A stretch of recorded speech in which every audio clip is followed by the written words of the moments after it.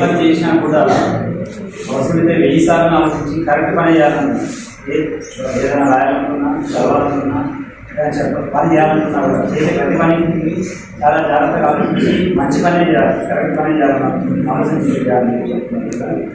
మీరు చేసే ప్రతి పనిని చాలా జాగ్రత్తగా ఆలోచించి చేయాలి. ఇక్కడ మన మనసుకు 2 రకాల శక్తులు ఉన్నాయి. మంచి వైపు పోయే శక్తి నుంచి చెడు వైపు పోయే శక్తి. మన లోపల అంతరాత్మ చెప్తా ఉంటాయి, కాన్షియస్లీ చెప్తా ఉంటాయి. మనకు మనం చెడు చేస్తున్నాం, మంచి చేసిన విషయాలు చెప్తా ఉంటాం. కనుక మంచి పనులు చేసి ప్రయత్నం చేయండి, చెడు పనులు చేయాలి. మనసుని మంచి మార్గంలో తీసుకెళ్ళాలి. చెడు మార్గం తీసుకెళ్తే మనకు 2 మార్గాలు ఓపెన్గా ఉంటాయి. చెడు మార్గం బయట పోతే కొత్త మార్గం ఆడడం అంటే పెద్దగా ఉగ్రవాదులంతా ఎంత అంటే వాళ్ళ మనసుని చెడు వాటి మీద ఆలోచన పెట్టి చెడు పనుల మీద చేసింది. అంటే వాళ్ళు ప్రపంచంలో ఎన్నో దేశాలని నాశనం చేసే ప్రయత్నంలో, మనుషుల్ని చంపే ప్రయత్నంలో కూడా విజయాలు కూర్చొని ప్రయత్నం చేసి నిద్ర చూసి పేపర్లు వాళ్ళు వస్తూ ఉంటాయి. నక్సలైట్లు ఒకప్పుడు కావచ్చు, లేకపోతే ఇంకా ఉగ్రవాదులు కావచ్చు, పాకిస్తాన్ ఉగ్రవాదులు కావచ్చు, మన భారతదేశంలో చేస్తూ ఉంటారు కదా. ఎంత కూడా వాళ్ళు మనసుని చెడు వైపు ఆలోచన చేసినందుకు వల్ల అట్లాంటి పనులు చెప్తా ఉంటాం. అదే మంచి వైపు ఆలోచన చేస్తే మంచి మంచి మేధావులు, సైంటిస్టులు అవుతా ఉంటాం. మనసుని ఎంత పవర్ఫుల్ ఉందో మీకు అక్కడ అర్థమవుతుంది. చెడు పని చేయడానికి శక్తి ఉంటుంది, మంచి పని చేయడానికి శక్తి ఉంటుంది. మనం మంచి పనులు చేసి మంచిగా వ్యక్తులుగా మారాలి. సో వివేకానంద ఒక మనసుని మంచిగా మాట్లాడిస్తే మంచి పేరు పెట్టుకుంటారు. భద్ర సంస్థలు కూడా మనం వివేకానంద అట్లా మీరు కూడా మీ మనసులో మంచి మార్పు వైపు తీసుకున్నాం. And last thing which is very essential for your study. While reading, while you are going to read a book, you must be more attentive. While you are going to read during study time, that means during study, you must be more attentive, 100% attentive towards your study. While reading, don't scatter your mind in the playground or in the kitchen or any other places.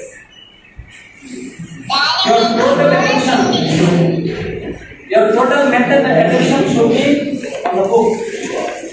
And not only that, after reading the books, what will happen is, after reading books, you just think usually 1 hour, think 10 hours, and write 5 hours. And lastly, we are the progeny of the Almighty. We are going to finish today. I am just going to finish. We are the progeny of Almighty. So our future is bright. Never think that our future is dark. Our future is bright because we are the part and parcel of Almighty. Keeping this view in mind, you have infinite power. You have infinite power, but you don't know that you are possessed.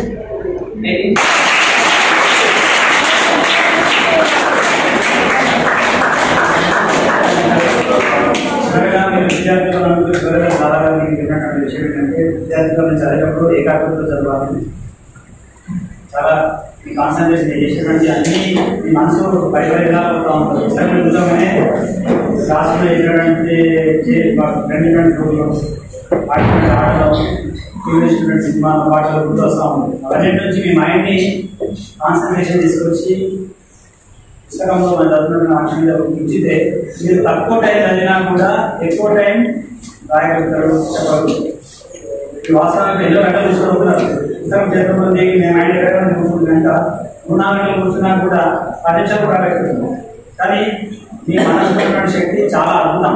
చాలా ఎంత పెద్ద శక్తి ఉందంటే మన మనసు ఎక్కడి నుంచి వచ్చిందో కాదు, మన శక్తి ఎక్కడి నుంచి వచ్చింది కాదు, భగవంతుడి నుంచి వచ్చింది. భగవంతుడికి ఎంత శక్తి ఉంటుంది?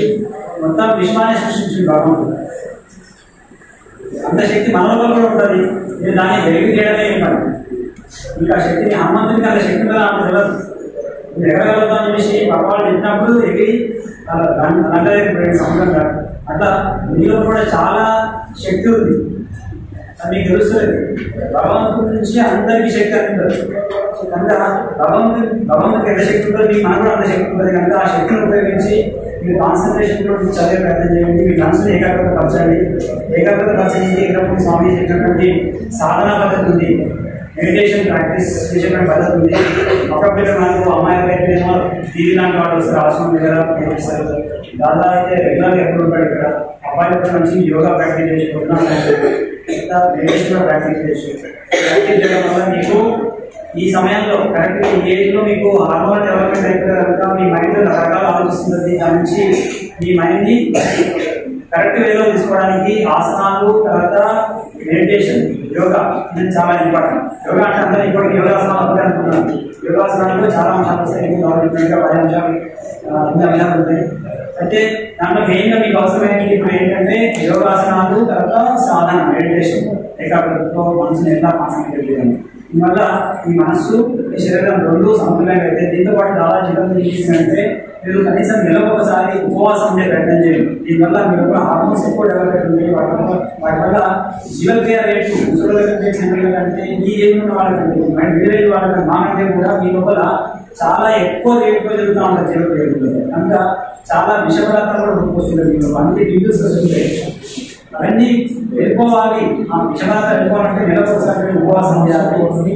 వితౌట్ వాటర్ అంటే సూర్యోదయం నుంచి సాయంత్రం నీళ్ళు కూడా తీసుకోకుండా ఉపవాసం ఉండాలి.